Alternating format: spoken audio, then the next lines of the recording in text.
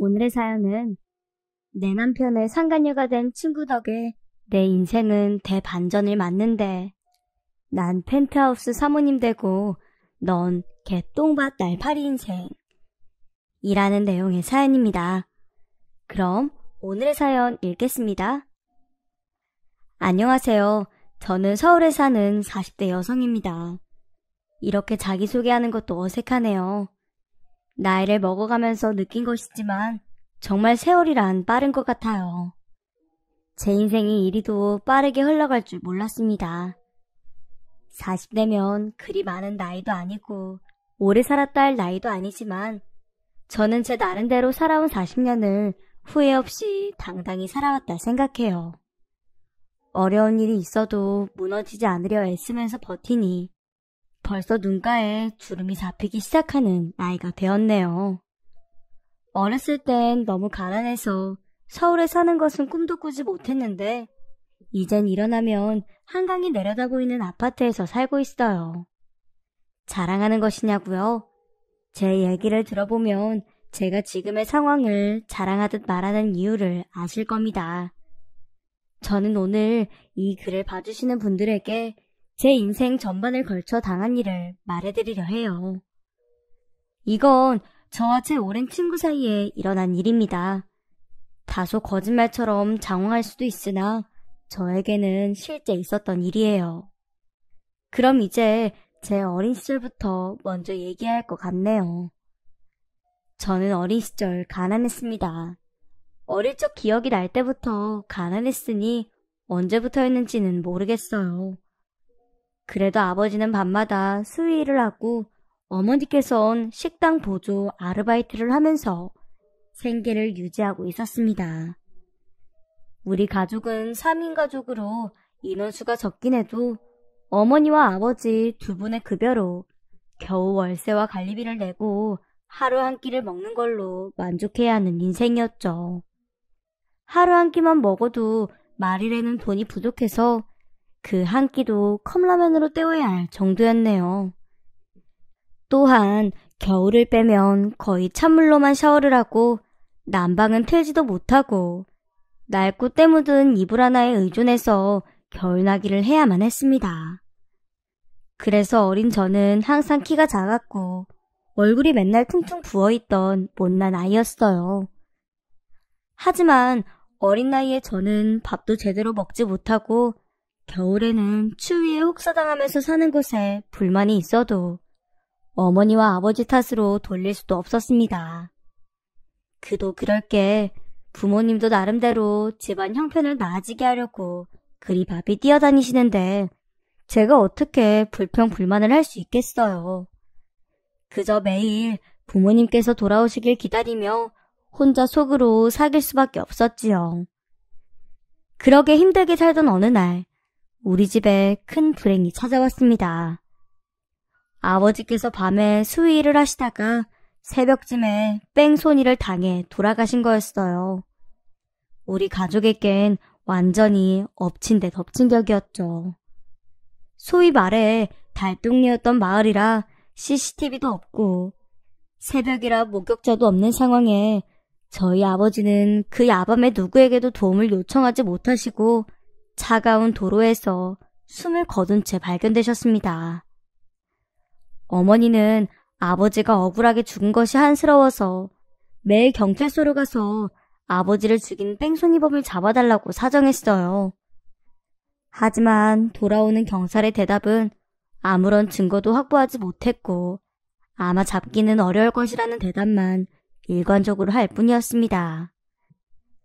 저 또한 매일 지친 얼굴을 하셨지만 웃으며 집으로 돌아오시던 아버지께서 이젠 집에 돌아오는 일은 없다는 것을 받아들이기까지 정말 많은 시간이 필요했습니다.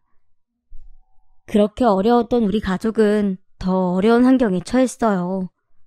어머니와 아버지의 급여로 입에 풀칠하고 살았던 우리 가족이었는데 이젠 돈을 벌 수 있는 사람이 어머니밖에 남지 않았으니 가족의 집안 사정은 더욱이 안 좋아졌지요. 점점 방세는 밀리고 빚까지 쌓이자 어머니께선 한기라고 느끼셨는지 도망치듯 방을 빼고 다른 지역으로 야반도주를 하였습니다. 당시 아버지의 시부모님들은 모두 돌아가신 상태였고 어머니께선 가족과 연을 끊은 사이였기에 도움을 청할 곳도 없었지요. 말 그대로 길바닥에 나앉게 될 상황이었어요. 하지만 안 좋은 일이 있으면 좋은 일도 함께 있는 법인가 봅니다. 어머니와 저는 바다가 보이는 어느 작은 도시에서 우리 평생의 은인을 만나게 되었습니다. 나중에 한 일이지만 어머니는 너무 힘들어서 저와 잘못된 선택을 할 생각마저 하셨다더군요. 하지만 그곳에서 어머니는 지나가다가 우연히 숙식을 제공한다는 구인 안내판을 보고 무작정 그곳을 찾아갔습니다. 그곳은 바로 펜션이었어요. 바다가 내려다 보이는 아주 경치가 좋은 펜션이었지요.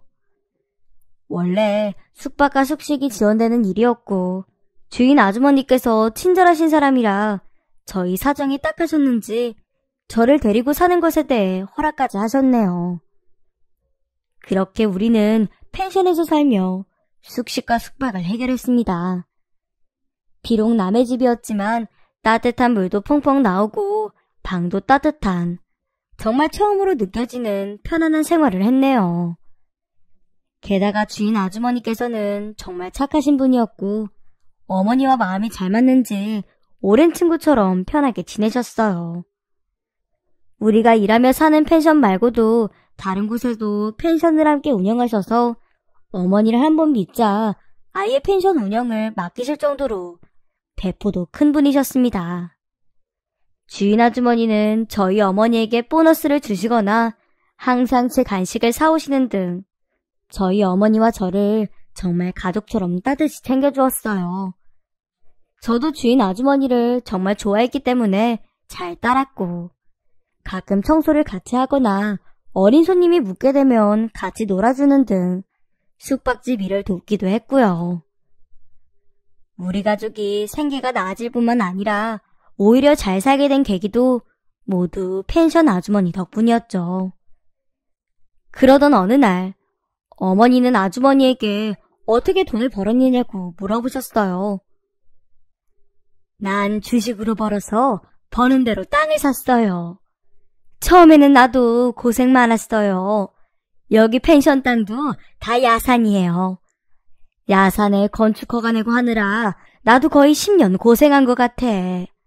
이제야 좀 편해졌어. 왜? 자기도 주식 한번 해보려고? 그럼 내가 알려줄 테니까 천천히 공부하면서 해봐요. 아주머니께선 평소에 주식을 하고 계셨는데 아주머니의 얘기를 듣고 어머니가 주식을 시작한 것이 저희 가족 인생의 전환점이 되었습니다.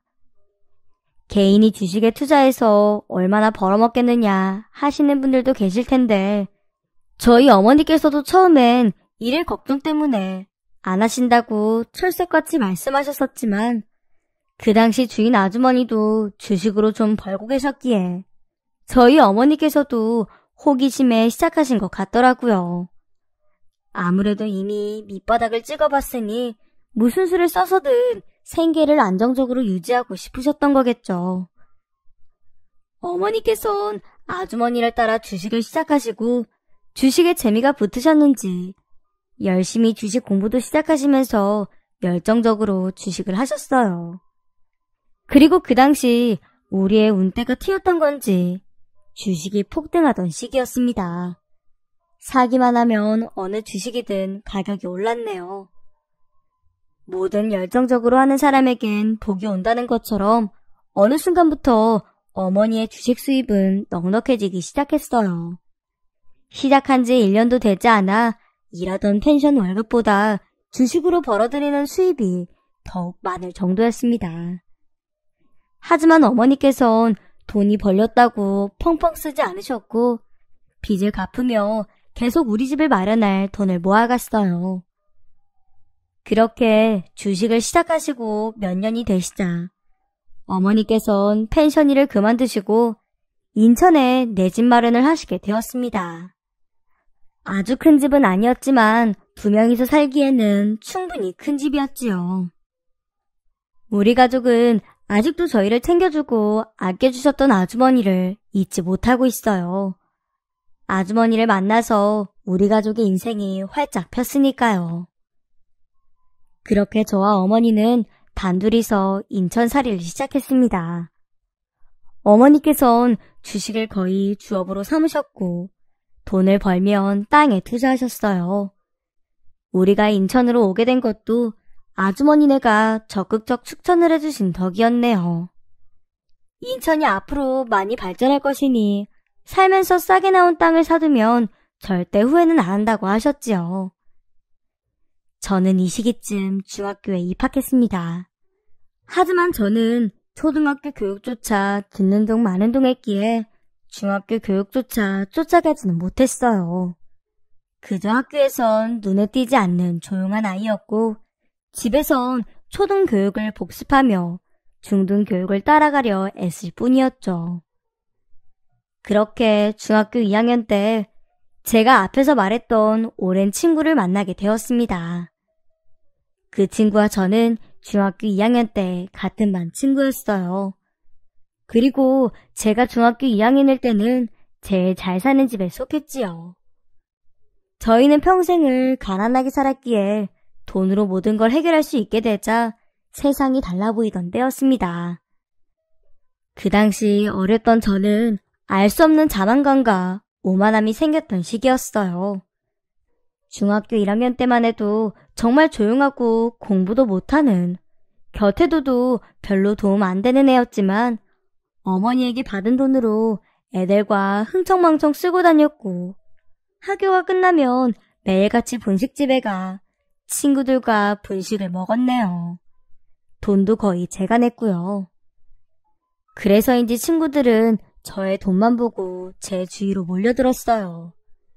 그리고 저는 친구들과 어울리면서 어느새 공부도 안 하는 불량 학생이 되어갔습니다. 하지만 중학교 2학년의 그 친구는 마치 중학교 1학년 때 저처럼 조용하고 공부도 잘 못하고 매 수업 때 잠을 자던 친구였어요. 얼굴은 그냥 전향으로 생겼고 마르고 숫기도 없어 보였네요. 그래서 저는 처음에 가까이 가지 않으려 했습니다. 저는 돈이라는 권력을 갖고 있던 시기라 친구를 골라 사귀는 짓을 많이 했지요. 지금 생각하면 정말 어리석은 일이었어요. 저의 돈만 보고 저에게 잘해주는 친구들을 사귀었으니까요. 그런 친구들은 어차피 고등학생이 되니 다 연락이 끊기더라고요. 저는 중학교 2학년 때 공부도 안 하고 매일 놀러 다녔고 몇 달 동안 똑같은 애들이랑 놀러 다니니 질리기 시작했습니다. 그러다 제가 그 당시 눈을 돌리게 된 곳은 바로 아이돌이었어요. 저와 동년배시라면 공감하시겠지만 그 당시 연예인은 정말 열풍이었죠. 하지만 지금처럼 어디서든 영상을 볼 수 있던 시기가 아니라서 매일 TV 앞에 앉아 오빠가 나오길 기다리거나 오빠들의 일정을 졸졸 쫓아다니며 잠깐씩 얼굴을 보는 게 전부였어요. 돈은 있고 공부도 안 하니 시간도 넉넉했던 저는 TV에서만 얼굴을 보는 걸로는 성에 안 차 오빠들의 일정을 따라다니기 시작했습니다. 멀리 가야 하는 일정이면 학교를 쉬어서라도 따라갈 정도로 그 당시엔 아이돌에 미쳐 있었어요. 그러다 그 친구가 저와 같은 아이돌을 좋아하고 있다는 걸 알게 되었습니다. 처음엔 그저 그렇구나 하고 넘겼지만 그 친구는 그냥 연예인 팬이 아니고 팬클럽에서도 입지가 있을 만큼 위치가 높은 팬클럽 간부라는 소문이 들리기 시작하더군요. 연예인 소속사에 아는 사람도 있어 일정을 거의 꿰고 있을 정도라고요. 그래서 팬들 사이에서는 연예인의 일정을 알려주는 그 친구를 찬양하듯이 떠받들었어요. 저는 처음에는 그 친구를 이용할 생각으로 가까이 갔습니다. 스케줄 한 번을 알아낸 것은 정말 어려운 일이었으니 저는 이 기회를 놓칠 수 없다고 생각했어요. 친구를 이용할 생각으로 사귄 것은 정말 철없는 생각이었지만 그 시절에 저는 거의 간절하다고 표현하는 게 맞을 정도로 연예인을 좋아했습니다. 그 친구는 평소에 같이 다니던 친구도 없어서인지 갑자기 다가오는 저를 의심하거나 밀쳐내려 하지 않았고, 그렇게 저와 그 친구는 금방 단짝 친구가 되었습니다.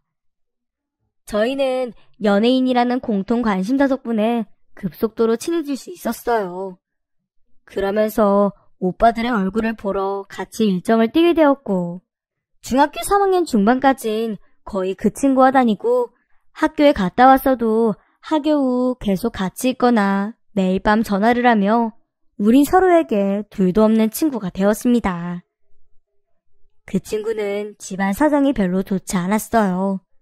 살기 어렵다고 할 만큼은 아닌 것으로 보였지만, 그렇다고 연예인을 보러 여유롭게 여기저기를 뛰어다닐 정도로 사정이 좋아 보이진 않았습니다. 연예인을 따라다니면 식비, 교통비 이런 게 생각보다 많이 들거든요. 그래서 저는 친구라는 이유로 돈을 빌려준 것도 아니고 그냥 제가 친구 몫까지 내주었어요. 그때는 그저 친구니까 내준 것도 있고 친구가 주는 정보값이라 생각하고 흔쾌히 내주었네요.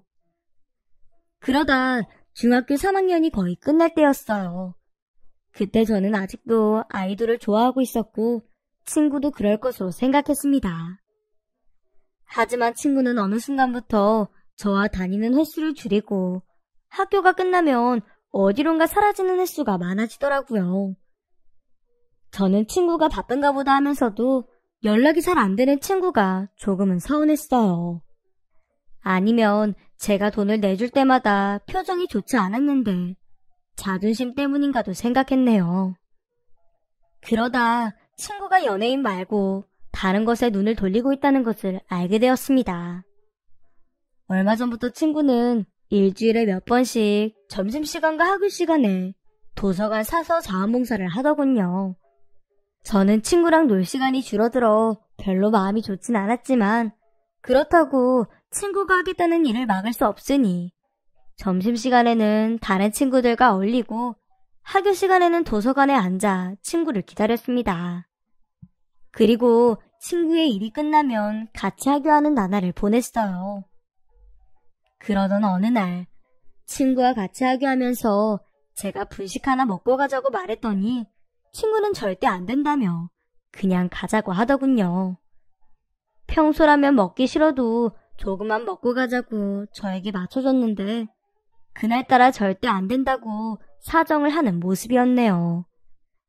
그래서 제가 이유가 뭐냐라고 묻자 친구의 입에서는 예상치도 못한 대답이 나왔습니다. 나 사실 좋아하는 애 생겼다? 그래서 살 빼야 하니까 오늘부턴 군것질 안 하기로 했어. 그러니까 오늘은 그냥 가자. 응? 나중에 먹으면 되잖아. 저는 친구의 얘기를 듣고 제가 친구보다 흥분해서 누구냐, 우리 학교냐, 몇 살이냐며 질문을 퍼부었어요. 친구가 좋아한다던 그 남자애는 친구와 점심시간에 도서관에서 같이 봉사를 하는 같은 학년의 남자애였습니다. 하지만 저는 학교 시간에만 도서관에 가기 때문에 그런 남자애가 있는 줄은 전혀 몰랐네요. 처음 듣는 친구의 연애 얘기에 저도 신나서 학교 내내 그 남자에 대해 물어보면서 열을 냈습니다. 하지만 뭔가 친구가 이것 때문에 저랑 있는 시간을 줄인 거라 생각하니 조금 섭섭하더라고요. 그리고 그날 이후로는 친구가 도서관 사서 일을 하는 게 신경 쓰이기 시작했습니다.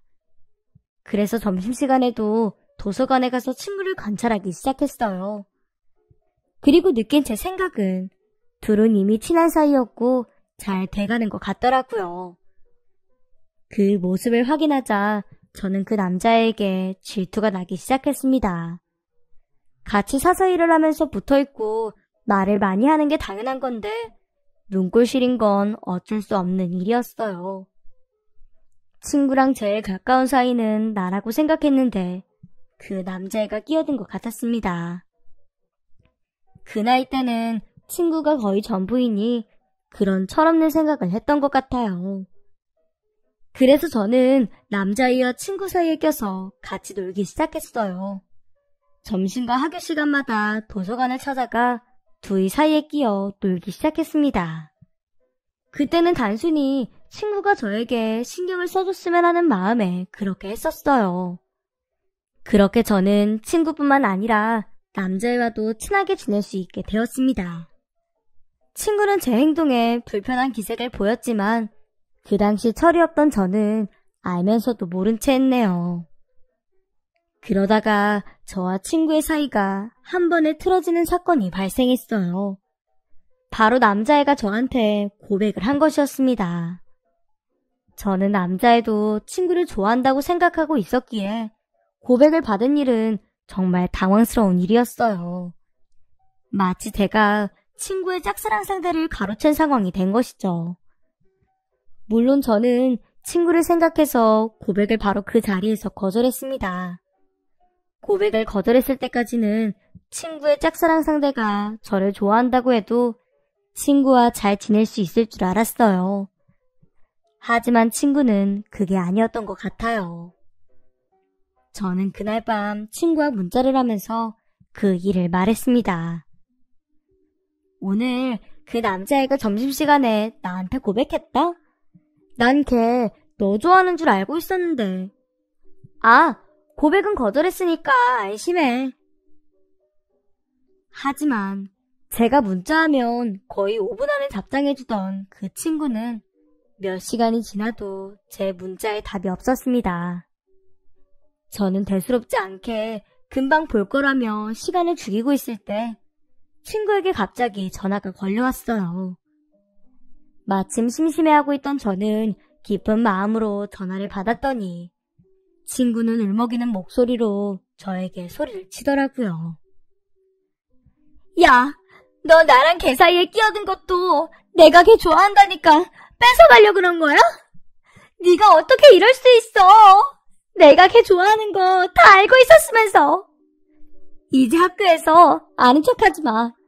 네가 걔랑 뒤지고 볶든 신경 안 쓸 테니까. 저는 당황해서 친구에게 변명이라도 해보려 했지만 친구는 빠르고 흥분된 목소리로 할 말을 다 하곤 냅다 전화를 끊어버렸어요. 이렇게 화낼 줄 몰랐기에 저는 당혹감에 물든 채 멍하니 몇 시간 동안 앉아 있었습니다. 그렇게 혼자서 고민을 해보니 그저 친구가 나를 봐줬으면 하는 마음에 했던 행동들이 친구 입장에서는 짝사랑 상대를 뺏으려 접근한 것처럼 보였을 수도 있다는 생각이 들었습니다. 그래서 다음날 학교에 가면 친구에게 꼭 사과하겠다 다짐을 했네요. 하지만 결국은 못했죠. 친구는 제가 이야기하자는 것을 다 무시하고 저와 같은 공간에 있는 것조차 꺼려하더라고요.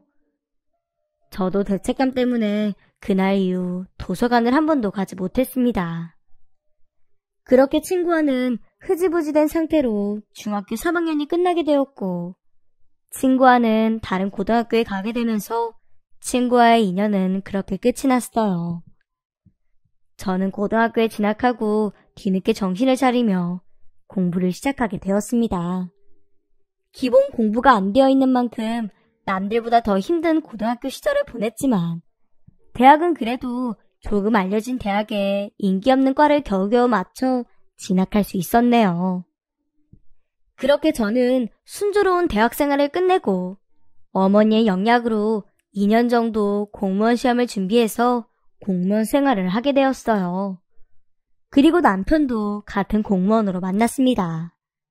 엄마가 제게 했던 말이 대충 이랬거든요. 얘, 내가 살아보니 공무원이 제일 좋다. 너 쓸데없는 회사 들어갈 생각 말고 공무원 시험 공부해서 공무원이나 해. 그리고 거기서 남편과 만나면 얼마나 좋니? 공무원이 월급은 적어도 안정적이라 직업으로서는 딱 맞아. 그런 엄마의 영향으로 제가 공무원이 되고 남편까지 공무원을 만난 게 아닌가 싶네요. 어쨌든 그때로 다시 돌아가 이야기하자면 그때는 이제 막 제가 공무원 생활에 적응해 나가고 있던 때였어요. 그런데 남편이 그때 저에게 적극 구애를 해왔습니다. 하물며 남편은 부동산 쪽 일에 관여하는 부서에 있었던 터라 어른들이 생각하는 남편감으로는 더할 나위 없는 사람이었어요. 하지만 저는 그때 나이도 어리고 했기에 남편의 구애가 그리 달갑지는 않았습니다. 좀 더 많은 남자를 만나고 싶었지요. 그런데 어느 날 퇴근하고 집에 가니 그 남자가 집에 와 있는 게 아니겠어요? 어머, 왔니? 아니, 이렇게 좋은 분이랑 사귄다면서 왜 여태 나한테 말을 안 했니? 엄마 오늘 처음 보는데도 정말 마음에 든다. 정말 어이가 없었습니다. 제가 몇 번이나 데이트 신청을 퇴짜 놓았는데 어떻게 우리 집을 알았는지 집까지 찾아온 거였어요. 저는 황급히 남자를 데리고 밖으로 나왔습니다.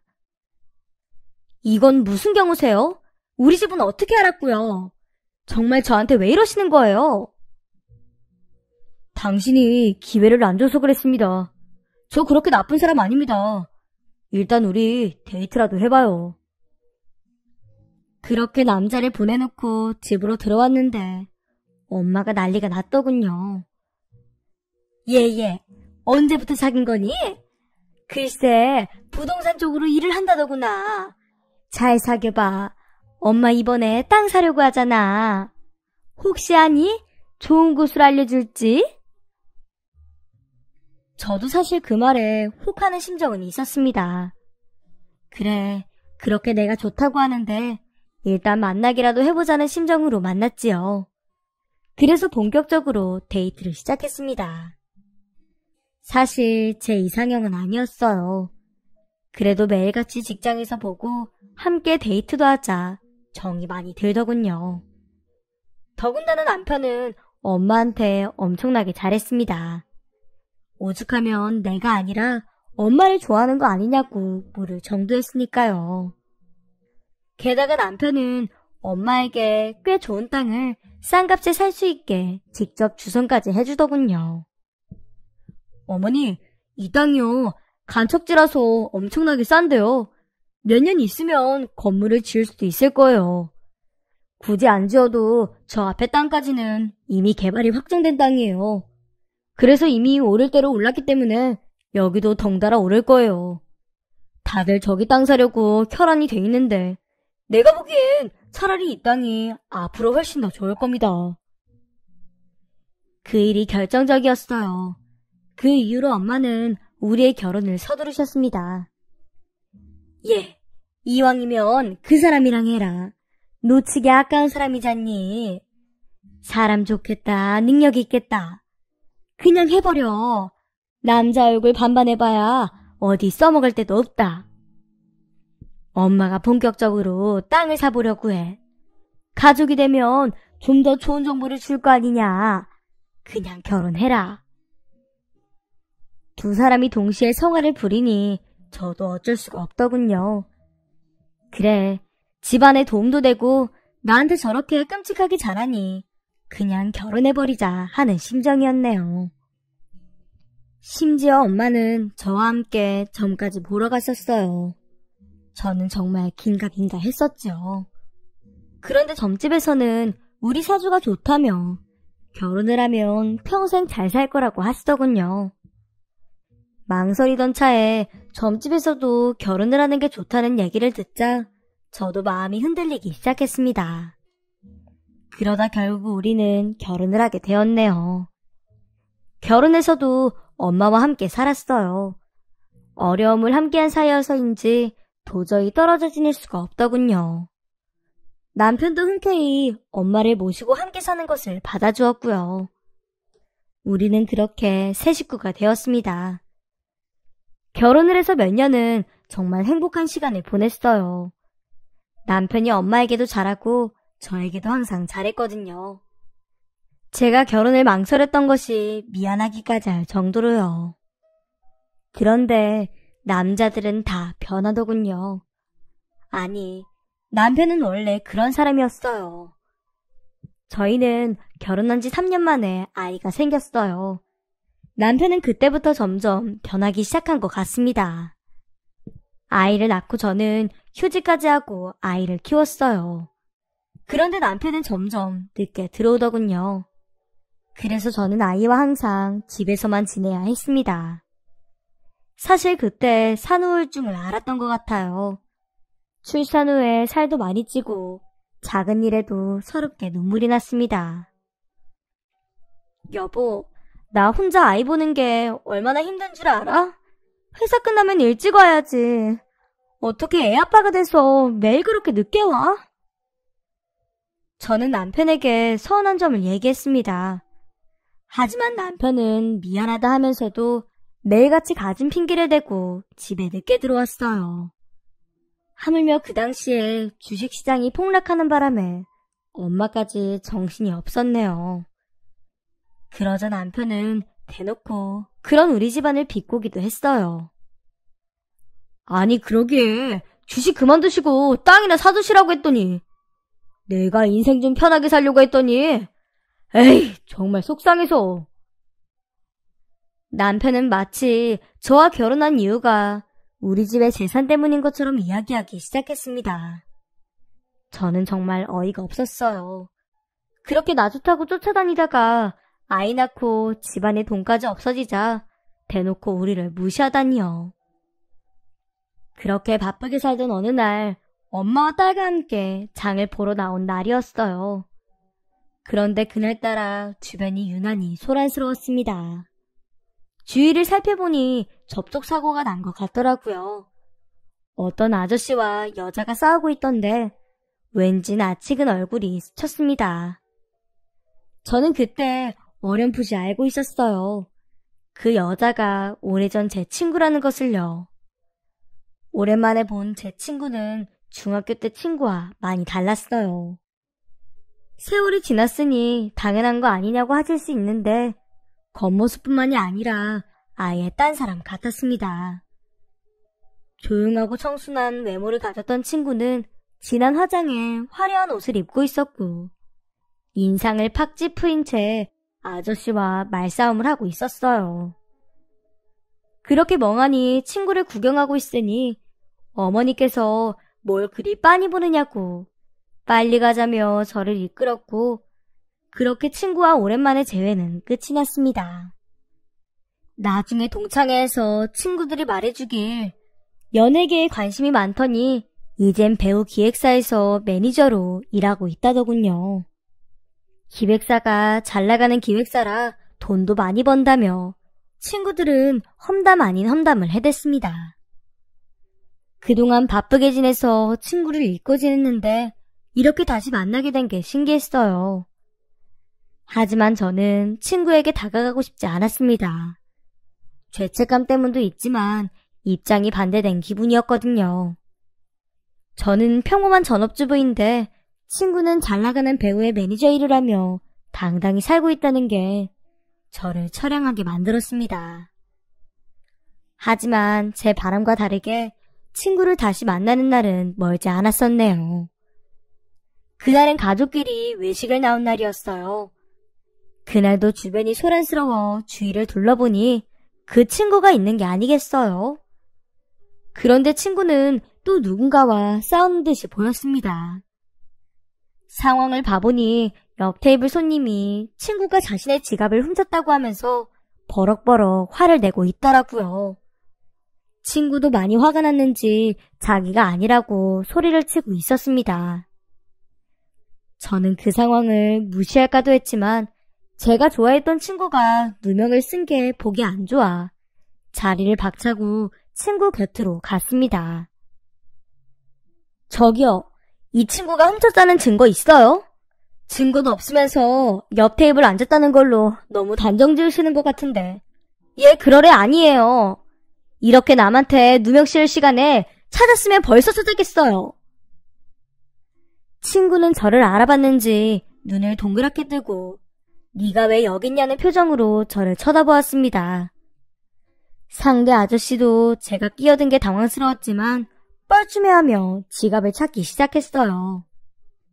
그렇게 결국 지갑을 찾을 수 있었고 친구는 누명을 풀 수 있었습니다. 친구는 오랜만에 본 저를 싸늘하게 대할 줄 알았지만 오히려 반가워하는 눈치였어요. 얘, 너 정말 오랜만이다. 잘 지냈어? 나야 평범하게 지내지. 소식 들었어. 기획사에서 일한다며? 그렇게 열정적이더니 잘 됐다. 진짜 부러워. 집은 이 근처로 이사 온 거야? 응. 이번에 신축되는 아파트에 들어오게 됐어. 나중에 놀러와. 친구가 말한 아파트는 이번에 새로 세워진 아파트인데 건물도 크고 화려하고 시설도 좋아서 부자들이 많이 들어간다는 걸 알고 있었기에 제 자신이 더욱 작아지는 기분이었네요. 하지만 그 일을 기점으로 저와 친구는 관계를 회복할 수 있었습니다. 친구와 자주 카페에 가고 단둘이 놀러가는 날이 늘었어요. 학창시절로 돌아간 기분도 들고 사람 사는 것 같아 좋았습니다. 친구는 자기도 결혼해서 저처럼 아이를 낳고 살고 싶다고 하며 우리 딸도 많이 예뻐해 주었어요. 그러다 보니 자주 양쪽 집에 서로 드나들면서 지냈고 우리 가족하고도 스스럼 없이 지내게 되었네요. 그런데 그런 친구와 남편의 수상한 점을 발견한 건 바로 함께 여행을 가서였습니다. 그동안 엄마가 주식시장이 폭락하는 바람에 마음고생이 많았는데 주식시장이 다시 살아나면서 어느 정도 집안이 안정을 찾기 시작했어요. 그래서 엄마가 함께 가족여행을 가자고 제안을 했습니다. 마침 저도 출산 이후에 남편과 사이가 많이 안 좋아지고 엄마도 많이 힘들어했기에 여행을 가서 다시 새롭게 재출발을 해보고 싶었어요.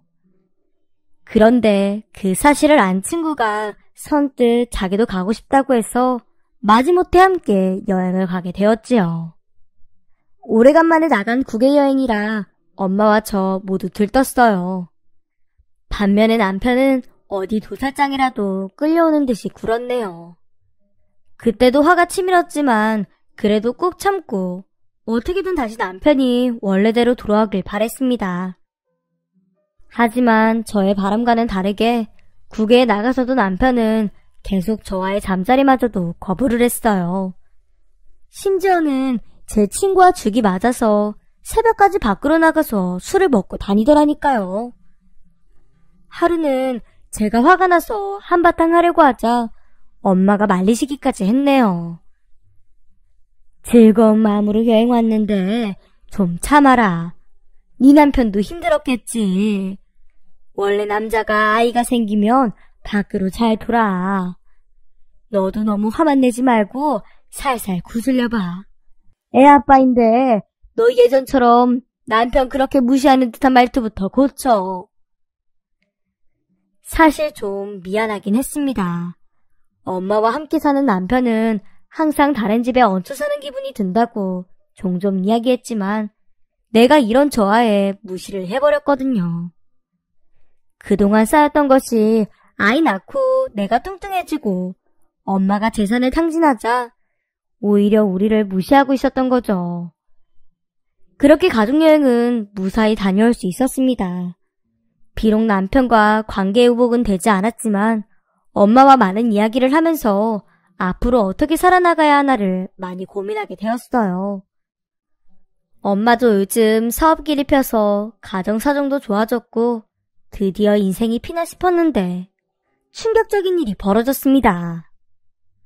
어느 날 친구와 놀다 집에 돌아가는 길에 친구가 갑자기 골목길에 멈춰 하고 싶은 말이 있다며 말을 꺼냈습니다. 그러면서 휴대전화기에서 사진을 찾더니 저에게 보여주며 차가운 목소리로 말하더군요. 너 기억나? 네가 내가 짝사랑했던 애 뺏고 버렸던 거. 너는 기억 안 나려나? 너한테는 별일 아니었을 테니까. 그래서 나도 너랑 똑같은 짓 좀 해봤는데 어때? 그렇게 말하면서 친구가 보여준 사진은 친구와 같은 침대에 누워있는 제 남편이었어요. 저는 말도 안 나와 사진만 뚫어져라 보고 있다가 참을 수 없는 배신감에 친구에게 소리를 질렀습니다. 그러니 친구가 큰 소리로 웃으며 꼴 좋다는 말을 해대더군요. 저는 이대로라면 친구에게 손을 올릴 것 같아 바로 집으로 돌아갔습니다. 집에 돌아가니 남편이 거실에 떡하니 누워있더군요. 그 모습을 보자마자 너무 분한 마음에 남편의 멱살을 잡고 울며 화내기 시작했습니다. 남편은 예상했다는 듯이 조금 질렸다는 눈빛으로 제가 보내는 질타를 듣기만 하고 있었어요. 저는 남편이 최소한 변명이라도 할 줄 알았습니다. 그런데 아주 적반하장이더군요. 너 여태까지 나 무시했잖아. 왜? 당신이 무시한 사람이 다른 사람 만나니까 이상해? 나 당신이 그렇게 무시할 만큼 바보 같은 사람 아니야. 그 여자는 나를 하늘처럼 떠받들여줘. 당신보다 예쁘겠다. 앞으로 앞날도 창창하겠다. 돈이야 내가 만들어주면 돼. 여태 그까지 재산 때문에 좀 기죽어서 지내줬더니 사람 무시하고. 앞으로 나 내 인생 살 거야. 그렇게 알아. 이후 얼마 안 가 남편과는 이혼하게 되었고 저는 엄마와 딸 이렇게 셋이 살게 되었습니다. 남편은 그 친구와 재혼을 한다고 하더군요. 저는 끼리끼리라 생각을 하며 남편 생각을 안 하려 했었습니다. 남편과의 이혼 후 저는 다시 엄마가 하는 사업을 도와가며 바쁘게 살았어요. 바쁘게 사니 신이 저에게 보답이라도 하듯 어머니의 사업이 승승장구하게 되었고 저희 친구가 살던 집보다 더 좋은 집으로 이사를 하는 대반전을 맞이했습니다. 이른바 돈 좀 있는 사람들이 살고 있는 펜트하우스의 사모님이 되었네요. 그쯤 되니 친구의 소식이 궁금해지기 시작하더군요. 그런데 동창의 친구들에게 물어보니 조금 이상한 말을 하더라고요. 애가 미쳤다, 귀신 들렸다, 이런 말을 하는 겁니다. 그 말을 듣자 신경을 안 쓰려 해도 친구의 상태가 어떤지 궁금해지기 시작했어요. 그래서 최근 그 친구를 본 적이 있는 다른 친구에게 수소문해서 친구가 있는 곳을 알아냈습니다. 알고 보니 제가 어릴 때 살던 동네에 살고 있었네요. 이사 오기 전 최근 들어 동네에서 못 보던 이유가 이거구나 싶으면서도 왜 하필 그 달동네에 사는지 궁금해서 저는 어릴 때 살던 동네를 찾아갔어요. 아직도 개발이 안 되어 예전과 별로 다르지 않고 관리가 잘 안 되는지 온갖 오물 냄새와 풍성하게 자란 풀들 때문에 꼬이는 벌레와 길바닥을 메우는 개똥들이 눈에 띄었습니다. 저는 냄새를 참아가며 친구를 찾았고 얼마 안 가 친구는 발견되었어요. 친구는 거짓골을 하고 훼손 금지가 붙어있는 풀밭에 드러누워 잠을 자고 있더군요. 한동안 씻지 못했는지 몸에는 검은 때가 보였고 옷은 더러웠고 잠옷처럼 보였습니다. 게다가 신발은 오물이 묻어있는 것처럼 보였고 더운 여름인데도 위에는 패딩을 입고 있었어요. 심지어 얼굴 근처에는 개똥밭 날파리가 끼듯 벌레가 꼬여 잠결에 벌레의 윙윙 소리를 피하려 얼굴을 이리저리 흔들고 있었습니다. 마치 축사에 있는 돼지같이 보였네요. 정말 친구들이 말하는 것처럼 미친 사람이 된 것 같았죠. 제가 본 친구의 마지막 모습은 진한 화장에 명품 옷으로 치장한 채 저에게 당당하게 비열한 웃음을 짓던 친구인데 어쩌다 이렇게 된 걸까요? 한참을 어떻게 해야 하나 고민을 하고 있을 때 익숙한 얼굴의 남자가 허름한 집에서 나왔습니다. 그 사람은 저를 보더니 흠칫 놀라더군요. 그러더니 다시 친구를 업고서 집으로 들어갔습니다. 그래서 저도 따라 들어가 봤네요. 밖에서는 그나마 집이 멀쩡했는데 따라 들어간 집은 엉망 그 자체였어요. 예전에 우리 집은 곧 허물어져 가긴 했지만 그래도 깔끔하게 정리하고 살았는데 들어간 집은 어디에나 쓰레기 더미가 가득했습니다. 아마도 남들이 버리고 간 집에 사는 것 같았어요. 곧 재개발한다고 하는데 재개발 전에 집을 비워놓은 곳에 들어와서 사는 것 같더군요. 저는 그 난장판인 상황을 한참을 바라봐야만 했습니다. 왜? 내가 이렇게 비참하게 지내는 거 보고 싶어서 왔어?